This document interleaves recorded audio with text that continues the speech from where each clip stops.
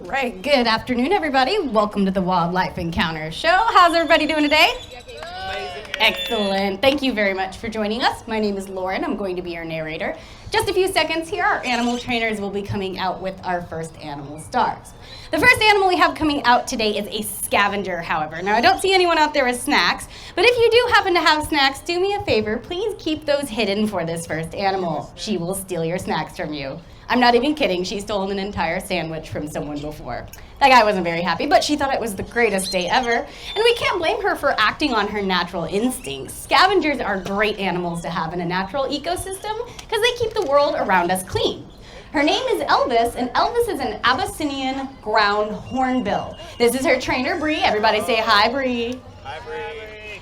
Now, even though she's referred to as the ground hornbill, she is certainly capable of flying. We're going to see if she will demonstrate this for us today. What do you think, Elvis?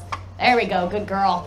She's got about a 6-foot wingspan, but they do call these animals ground hornbills because you are going to find them on the ground more often than you'll find them up in the air. In fact, a good way to tell if you're looking at a bird that spends a lot of time on the ground is to look at their feet and their legs.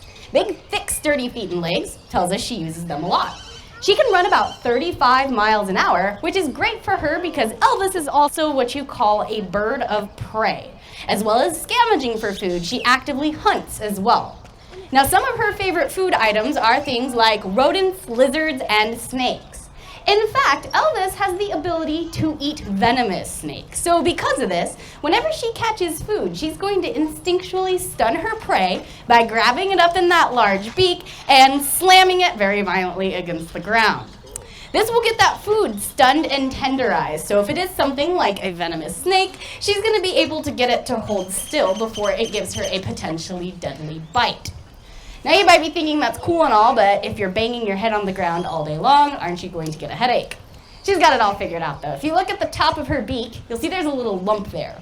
That lump is not a broken part of beak, that is called an open casque. What that casque does is absorb vibration. So when she pounds her beak on the ground, similar how she's demonstrating on this box up here, all the momentum from that is going to go to her casque instead of her brain or her neck. The last two vertebrae at the top of her neck are also fused together to give her an extra powerful slam.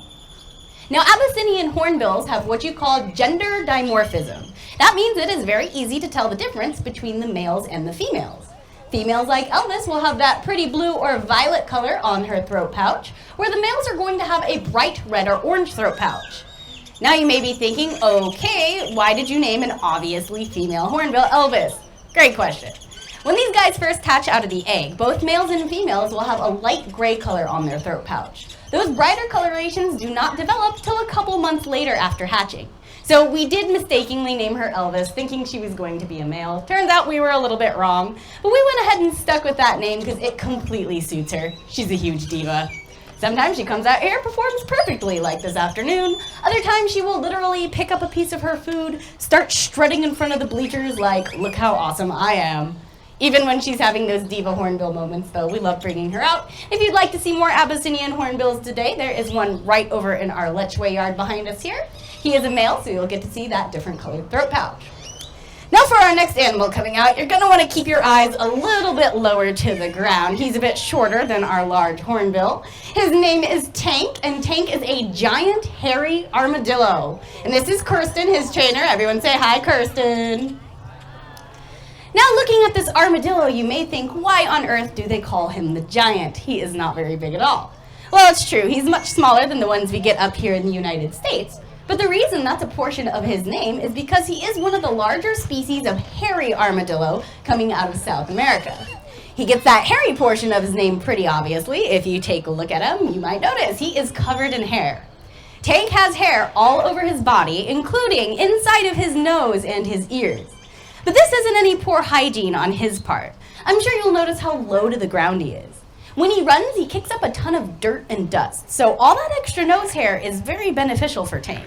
It's going to prevent him from getting all clogged up with dirt and help him breathe better. Now, like most armadillos, Tank is equipped with that built-in coat of armor. On his back, there is a very thick layer of skin. This is called his carapace, and that's what he relies on to keep him nice and safe out in the wild. Although Tank is a little bit different than some of his cousins. There are a couple species of armadillos who can roll up into a ball to defend themselves. This guy's not quite long enough, so he's got to defend himself in a different method. What he'll do instead is flatten himself out on the ground like a pancake and dig his long nails into the dirt. That will spread that carapace flat and wide, so any animal trying to get a good grip on him is going to have a difficult time. And if they do manage to grab a hold of him, you might notice when he jumps up and gives Kirsten's hand a hug there, he's got a nice strong grip himself. So if he digs his nails way down into the earth, those other animals are not going to be able to pick him up. That carapace still does its job to keep him well protected. Now, out in the wild, these animals are what you call insectivores, so that means they like to eat bugs. It's right there in their name. Although you may notice he's not quite getting bugs up here on stage, he's getting something a little different, a nice Fruit Loop. Obviously, you're not going to find any Fruit Loop bushes out in the wild. The reason Tank is getting them out here, however, is that just so happens to be his favorite training treat. How we train our animals here at Wildlife World Zoo is with positive reinforcement only. One of the methods of positive reinforcement is finding that bonus snack a little bit different from their diet, and that's something that's special they can have when they're out here performing. That way they're always excited because they're getting that awesome favorite snack. In fact, he's showing off a very cool behavior up here on stage called heeling, which is fancy trainer speak for follow the trainer around. But Tank is not relying on his eyesight to find out where Kirsten is. In fact, giant hairy armadillos have terrible eyesight to begin with. To follow her around, he was almost exclusively relying on his sense of smell and his hearing. He has very powerful senses. In fact, he can even recognize the smell of her lovely zookeeper boots. That's one of the reasons I stepped up here when he came out, because he'd recognize my boots too. We did not want to confuse him. But even though they don't have the best vision, those two powerful senses compensate for it. You saw how accurately he was able to follow her around. Coming out next, we have a terrifying monster, and also a really big turtle. Sorry, Bree. This here is Todd, and Todd is an alligator snapping turtle. Now, there are a couple reasons they call these guys the alligator snapping turtles. One of them is you can find them everywhere in the United States that you find alligators. The other reason is if you take a look at his shell there, you'll notice the way it's ridged kind of looks like the back of an alligator. So if all you see is that shell sticking out of the water, that's excellent camouflage for this guy. Although they do spend a lot of their time submerged. In fact, these animals can hold their breath anywhere from 30 to 45 minutes at a time.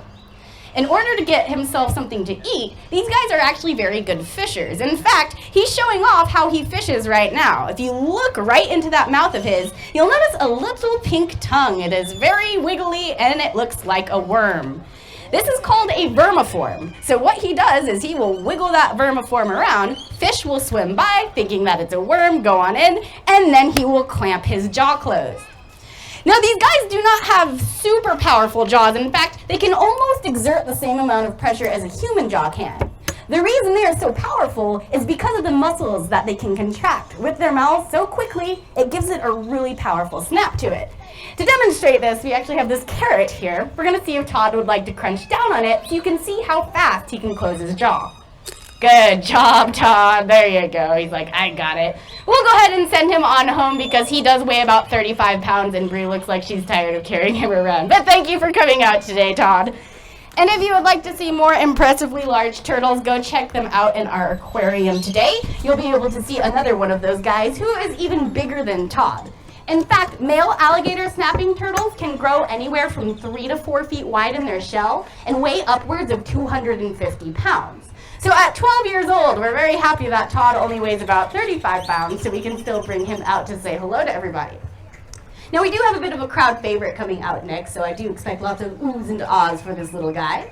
He's what you call a semi-aquatic mammal, because he spends about half of his time in the water and half of his time on dry land.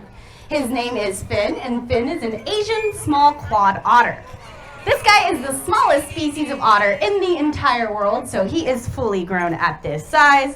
He weighs about 7 pounds, where his cousins, the giant sea otters, average around 40 pounds. Most petite member of the otter family here. His entire body was built to swim. That long, thin frame is really good at navigating through the water. His tail will act as a directional paddle or a rudder for him, as well as balance on dry land. And all 4 of his paws are partially webbed. Now, unlike most otter species, the webbing on his toes does not go all the way up the toe. It stops halfway. So this gives him fingertips. If you look closely at his front paws, you will see these fingertips. These are beneficial for this particular type of otter because they love putting those paws to work. They're excellent climbers, and they will even use their front paws to catch food. Most animals catch food with their mouths, so catching food with your front paws is a relatively unique trait to the small-clawed otter. Not only can he use his paws for climbing and for food catching, but he can also use his paws for a very common human greeting. And for this behavior, I am going to need a brave volunteer out of my audience. I saw your hand go up first, bud, so come on down. Before we get started, however, would you like to tell everyone your name? All right, let's give it up for him. Follow me, bud. So what I'd like you to do is stand right here and hold your hand up flat right here. There you go, right here, just flat. Excellent. And Finn's gonna say hello to you, but he can't speak English, so you get a high five instead. Check that out. And you can keep your hand up there for a couple more. He will high five as long as your hand is there. Why don't we switch your hands? Let's try this one here. He's doing this weird hand hug thing. We're gonna see if we can get a flat paw. There we go. Good job, Finn. You can keep your hand up there more.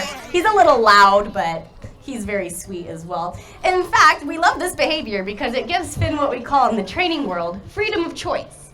Everybody sees the cute little otter. They want to run up and pet him. Thank you for volunteering, bud. We appreciate it. But it might be a little overwhelming for Finn if he's suddenly surrounded by people he doesn't know. The high five behavior gives him the choice to come and interact with us. If he does, he gets a treat.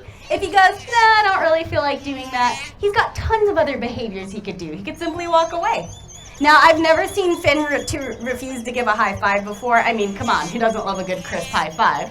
But he always has that option if he ever feels uncomfortable. Thank you, Finn, very much for that. Now, another reason I doubt this guy would ever refuse to give a high five has to do with how social these animals are.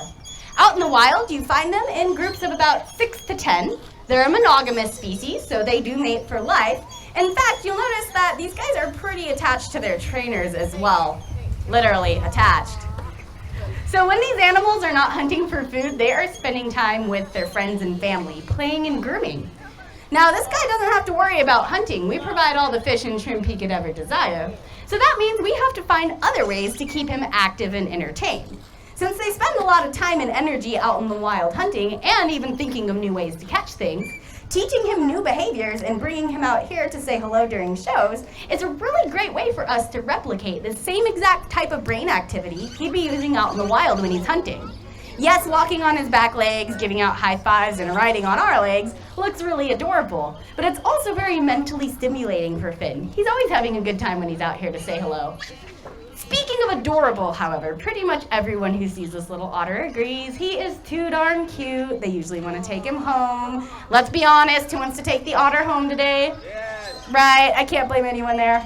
I apologize, we are not auctioning off any otters this afternoon, and we do not recommend ever bringing an otter home. You can ask any of his trainers or our aquarists who work with them here at the zoo. We are very happy that they get to live here. The main reason you do not want to bring this animal home has to do with the group he belongs to. Finn is a part of the mustelid family, which includes things like badgers, weasels, and ferrets. Animals in the mustelid family are known for producing a very musky smell. In fact, they do something called scent marking, where they rub this smell over everything around them, their homes, their toys, their friends. So if you took Finn home, that's exactly what he would do to all your belongings and furniture. Rub his little face and tail over everything you own, and your house would then smell like 10 wet parrots who've been eating fish all day. So if you'd rather enjoy them here at the zoo, we've got otters in our shows daily. We have 2 groups of those animals in our aquarium. You can get your fill of otter adorableness right here at Wildlife World without stinking up your home. But our grand finale coming out is a totally rare animal you have not yet seen around the park today.